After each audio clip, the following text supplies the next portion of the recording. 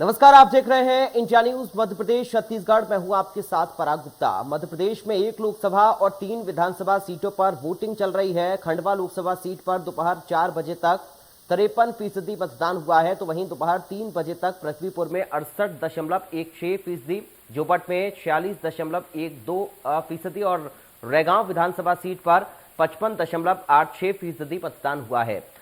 ये आंकड़े 2 घंटे पहले के हैं और अभी भी लगातार वोटिंग जारी है। हमारे पास वोटिंग से जुड़े खबरें और लेटेस्ट अपडेट मौजूद है, जो कि हम आप तक पहुंचा रहे हैं। तो आइए चलते हैं अपने सहयोगियों के पास, जो भोपाल, पृथ्वीपुर, रैगांव और जोबट सीट से उपचुनाव और वोटिंग को लेकर ज्यादा जानकारी दे रहे हैं।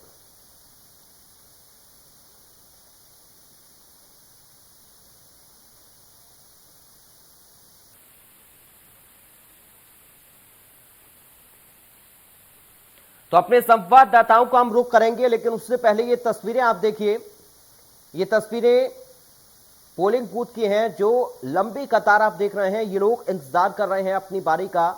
जब इन लोगों की बारी आएगी तब ये लोग वोट डालेंगे और अपने मुद्दों को सोचकर अपने घर से बाहर निकले हैं। उसी आधार पर अपने नेता का चयन करने के लिए निकले हैं। वोटिंग अभी भी जारी है और सुबह 7 बजे से ये पूरी प्रक्रिया वोटिंग की चल रही है। लगभग 1 घंटे का समय अभी और बाकी है, क्योंकि 5:04 इस वक्त हो चुका है और 6 बजे तक का वोटिंग का वक्त है। और जो अब तक का अपडेट है परसेंटेज का, वो भी हमने आपको बताया। 3 बजे तक का जो आंकड़ा सामने आ गया है, लेकिन अभी भी चूंकि 1 घंटे का तकरीबन समय बाकी है, तो वोटिंग और भी होगी, परसेंटेज और बढ़ेगा, क्योंकि पोलिंग बूथ पर अभी भी लोगों की संख्या है। अभी भी लोग वहां पर खड़े हुए हैं और अपनी बारी का इंतजार कर रहे हैं वोट डालने के लिए। रैगांव में 3 बजे तक 55% मतदान हुआ, पृथ्वीपुर में 68 हुआ।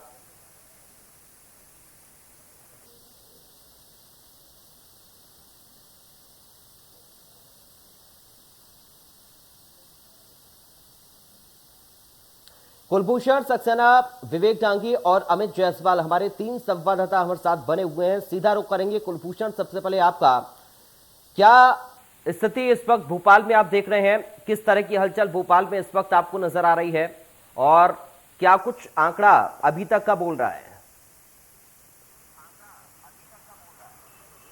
बिल्कुल, मध्य प्रदेश की 3 विधानसभा सीट, 1 लोकसभा सीट में इस समय मतदान जारी है और शाम 6 बजे तक जो मतदाता है वो अपने मत का उपयोग कर सकेंगे।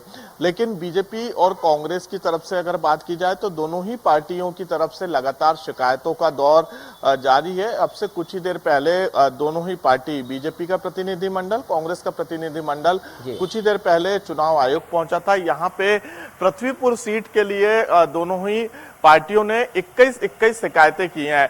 तो कह सकते हैं कि पृथ्वीपुर में जो स्थिति बनी हुई है, बीजेपी ये आरोप लगा रही है कांग्रेस पार्टी में कि कांग्रेस पार्टी के जो प्रत्याशी हैं, उनके जो चाचा हैं, भतीजे हैं, भाई हैं, वो लगातार गुंडागर्दी कर रहे हैं, बंदूकें लहरा रहे हैं, लोगों से मारपीट कर रहे हैं, इसके साथ ही लोगों को प्रलोभन दे रहे हैं। वहीं कांग्रेस पार्टी ने भी आयोग से शिकायत कर ये आरोप बीजेपी पे लगाया है कि वो पैसे बांट रहे हैं, दारू बांट रहे हैं। इसके साथ ही उत्तर प्रदेश से जो है गुंडे स्पेशल बुलाए गए हैं पृथ्वीपुर सीट के लिए। तो दोनों ही पार्टियों की तरफ से शिकायतों का दौर जो है पृथ्वीपुर के लिए जारी है और दोनों ही राजनीतिक पार्टी ने आज सुबह से लेकर तकरीबन 4 बजे तक 21 शिकायतें जो है चुनाव आयोग के सामने लिखित शिकायत पेश की है।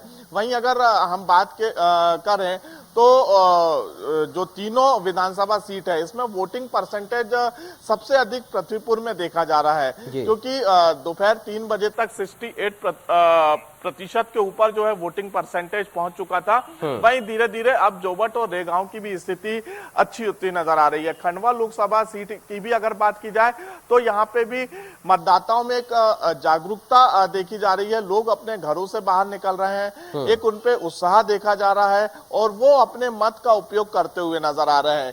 एक तरफ जो विपक्ष है वो लगातार बेरोजगारी, महंगाई, ऐसे तमाम मुद्दों के साथ चुनावी मैदान में उतरा था, तो विकास के मुद्दों के साथ बीजेपी जो है इस चुनावी मैदान में नजर आई। बीजेपी की अगर बात की जाए तो कहीं ना कहीं कांग्रेस पर बीजेपी हावी होती नजर आई। बीजेपी की तरफ से मुख्यमंत्री शिवराज सिंह चौहान ने तकरीबन 39 जनसभाएं को संबोधित किया। प्रदेश अध्यक्ष वी डी शर्मा ने 32 जनसभाओं को संबोधित किया। वहीं कांग्रेस प्रदेश अध्यक्ष कमलनाथ की तरफ से 29 जनसभाएं की गई। इसके साथ ही सचिन पायलट ने 3 जनसभाएं की। तो जहां एक तरफ पूरा केंद्रीय मंडल कैबिनेट के मंत्री, तमाम विधायक बीजेपी की तरफ से ताकत झोंकते हुए नजर आए, तो वहीं कांग्रेस की तरफ से कमलनाथ अकेले ने मोर्चा संभाला था। पूरी कोशिश कांग्रेस और बीजेपी दोनों ने कुलभूषण चूंकि यहाँ पर की है, और जाहिर तौर पर आज जनता का दिन है, तो जनता को भी ये तय करना है कि जिस तरीके के वादे उन्होंने सुने, जिस तरीके की बयानबाजियां उन लोगों ने सुनी, और जिस तरह के मुद्दे प्रत्याशियों की ओर से, नेताओं की ओर से उठाए गए हैं, उस पर क्या फैसला जनता का होगा, याद कैद हो जाएगा ईवीएम में। अमित का हम रुख करेंगे। अमित हमारे साथ जुड़े हुए हैं। अमित, खंडवा की क्या स्थिति है फिलहाल? अगर खंडवा की बात करें हम, तो खंडवा में दोपहर 3 बजे तक 53% करीब मतदान हो चुका है, और अब जबकि 5:10 होने वाले हैं, तो ये आंकड़ा हमारे पास जो एक सामने आ रहा है वो 55 से 60% मतदान के आसपास का आ रहा है। और अब यहाँ से कहा जा रहा है कि करीब 70% मतदान जो है इस लोकसभा उपचुनाव के लिए होगा। सुबह 6 बजे से इंडिया न्यूज की टीम ग्राउंड रिपोर्टिंग कर रही है और अपने दर्शकों तक लगातार अपडेट पहुंचा रही है। इस वक्त भी हम मतदान केंद्र पर उपस्थित है और यहाँ की भी स्थितियां दिखाएंगे, लेकिन उसके पहले ये बता दें कि पंधाना विधानसभा के 6 गांवों में आज मतदान को लेकर बहिष्कार की बात ग्रामीणों ने कही, जिनमें से 2 जगह पर ग्रामीण मान गए हैं, लेकिन 3 जगह पर अब भी लोग जो हैं अभी तक माने नहीं है। विधायक भी पहुंचे थे, उनसे भी वो लोग नहीं माने हैं। आज उनकी मांग वो लगातार यहाँ पर कर रहे हैं। इसके अलावा अगर खंडवा लोकसभा उपचुनाव की बात करें, तो दोनों ही प्रत्याशियों ने अपने अपने बूथ पर मतदान करने के बाद पूरे संसदीय क्षेत्र का भ्रमण किया है। और दोनों प्रत्याशियों से जब आज हमारी बात हुई, इंडिया न्यूज की बात हुई, तो दोनों ने ही जीत के दावे किए हैं। उनका कहना है कि जनता हमारे साथ है, हमारी जीत होगी। दोनों अपनी जीत सुनिश्चित मानकर चल रहे हैं, लेकिन मतदाता मौन है, और ये मौन वो जो है अब एक एक वोट के साथ ईवीएम में कैद कर रहे हैं। प्रत्याशियों की किस्मत कैद हो रही है, और 2 नवंबर को जब रिजल्ट आएगा तो ये तय होगा कि आखिर किसकी दिवाली मनेगी और किसका दिवाला निकलेगा। तो यहाँ पर मतदान का प्रतिशत अच्छा है, शाम हो रही है, समय अब धीरे धीरे कम होते जा रहा है, लेकिन लोगों में उत्साह है। पराग, मैं यहाँ के कुछ नजारे भी दिखाने की कोशिश करूंगा इस मतदान केंद्र पर, यहाँ की कुछ स्थितियां भी दिखाने की कोशिश करूंगा कि किस तरह से अब जो है लगातार लोग यहाँ पर पहुंच रहे हैं। थोड़ी संख्या भी बढ़ी है। सुबह एक थोड़ा सा जो संख्या कम थी, अब यहाँ पर संख्या एक बार फिर से बढ़ने लगी है, और ये लोग यहाँ पर अंतिम समय में मतदान के लिए पहुंचने लगे हैं। इस समय में जिस मतदान केंद्र पर हूँ, यहाँ पर 3 मतदान केंद्र बनाए गए हैं और करीब 3000 की संख्या है। और यहाँ जब हमने मतदान कर्मियों से बात की, तो उनका कहना था कि सुबह यहाँ पर संख्या कम थी, लेकिन जैसे जैसे अब समय बीतते जा रहा है, जैसे जैसे समय नजदीक आते जा रहा है अंतिम दौर का, उस हिसाब से यहाँ पर अब जो है मतदाताओं की संख्या भी बढ़ने लगी है। आप हमें बने रहिए, आपके पास में लौटूंगा। विवेक हम लोग करेंगे। विवेक, क्या स्थिति है, अपडेट क्या है ताजा, अब तक का वोटिंग परसेंटेज कितना है? मैं आपको बता दूं पराग जी, जो पृथ्वीपुर विधानसभा है, यहाँ का वोटिंग परसेंटेज तो बहुत अच्छा रहा। शुरुआत से ही, सुबह से ही देखा जा रहा था, लोगों में बड़ा ही एक माहौल सा उत्साह देखा गया वोटिंग के लिए। और ये करीब 12 बजे तक बहुत अच्छी यहाँ वोटिंग हुई, और धीरे धीरे दोपहर के बाद से थोड़ा जो वोटिंग रेशियो था वो थोड़ा सा कम होने लगा। फिर भी 68% का जो रेशियो है बहुत अच्छा माना जा रहा है। कुछ छुटपुट घटनाएं हुई है। सबसे बड़ी बात है पृथ्वीपुर विधानसभा के अंदर अभी तक एक अच्छी खबर आ रही है, कोई भी बड़ी घटना नहीं हुई है। कोई ऐसी घटना नहीं हुई है जिससे प्रशासन को या किसी को बड़ी मशक्कत करनी पड़े या किसी पशु पेश में उनको पड़ना पड़े। कुछ घटनाएं हुई थी, 1-2 जगह हम भी पोलिंग बूथ पर पहुंचे, तो जहां कुछ जो जाति बाहुल्य के कुछ क्षेत्र थे, वहां यादव थे, तो वहां छोटी जाति के लोगों को वोट डालने से रोका गया। लेकिन तुरंत जब वहां पर शिकायत हुई तो पुलिस की गाड़ी पहुंची और उन्हें वोट डलवाए गए। तो ऐसी कुछ छुटपुट घटनाएं भी सामने आई हैं। फिलहाल मतदान शांति पूर्वक रहा। जिस प्रकार से यहाँ टुकड़ियां काम कर रही थी, जो शिकायतें लगातार दोनों पक्षों की ओर से आ रही थी, ये भी है।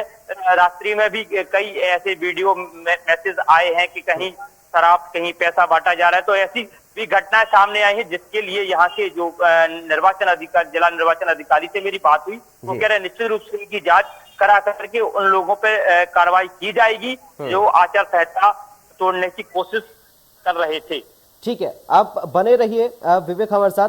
दिलीप हमारे साथ जुड़ गए हैं जोबट विधानसभा का हाल बताने के लिए। जोबट में क्या स्थिति है इस वक्त दिलीप, क्योंकि 3 बजे तक का जो आंकड़ा है वो 46-47% तक पहुंच गया था, अभी क्या स्थिति है, कोई अपडेट मिल पाया क्या?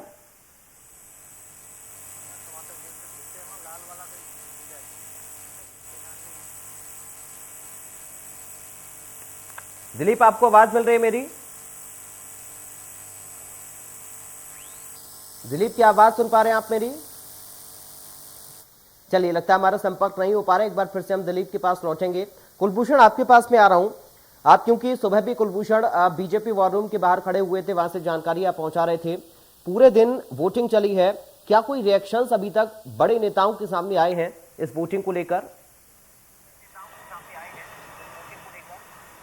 बिल्कुल, यहाँ पे मुख्यमंत्री शिवराज सिंह चौहान की बात की जाए, प्रदेश अध्यक्ष BD शर्मा की बात की जाए, तो उनका यही कहना है कि मतदाताओं में जागरूकता देखी जा रही है और 70% के ऊपर जो है वोटिंग परसेंटेज शाम 6 बजे तक पहुंचेगा।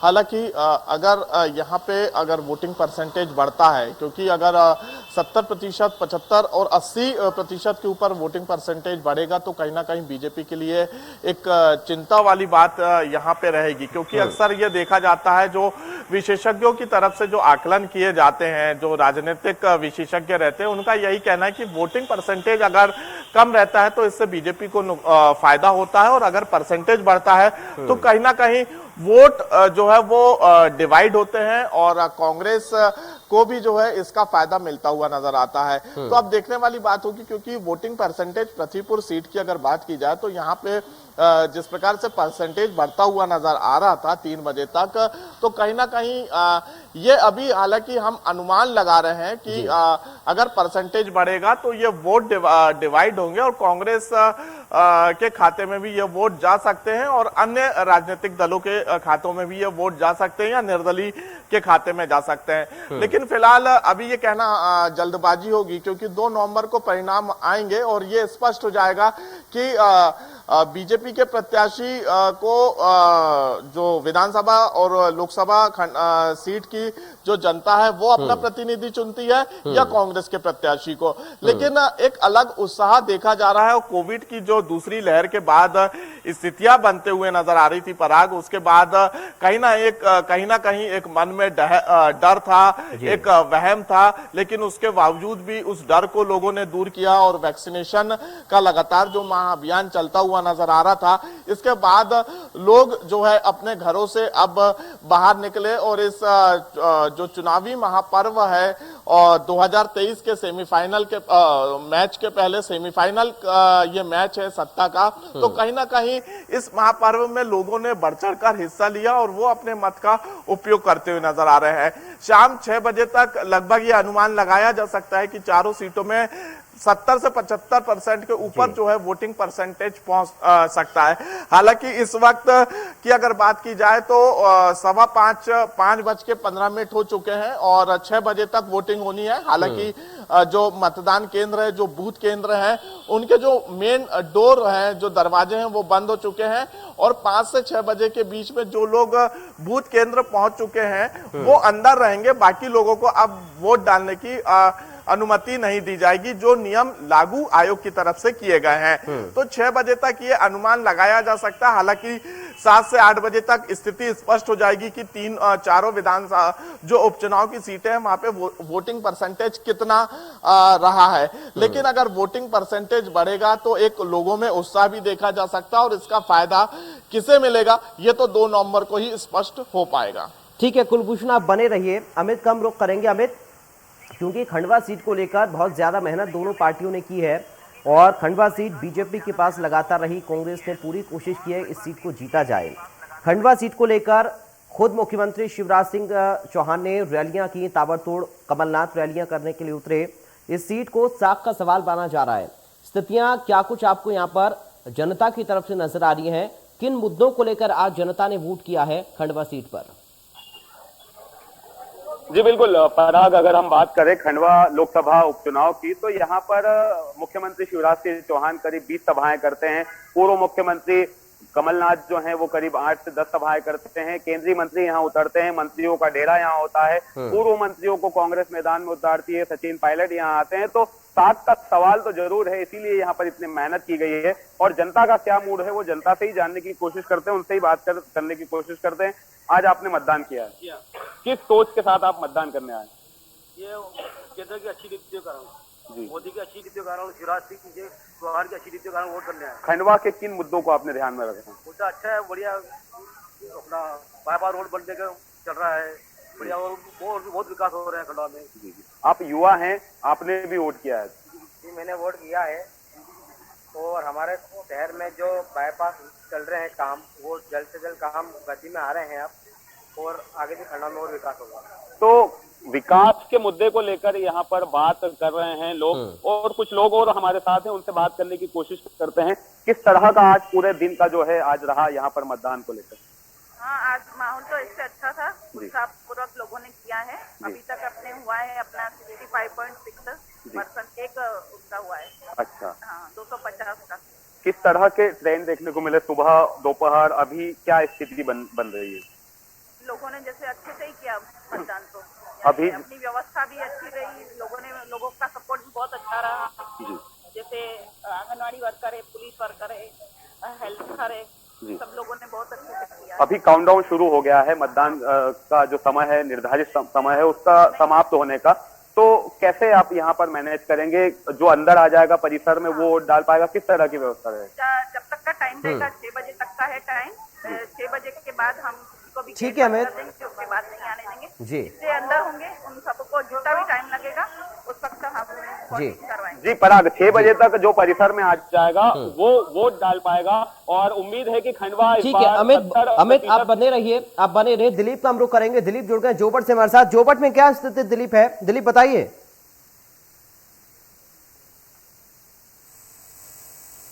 दिलीप, आपको मेरी आवाज मिल रही है?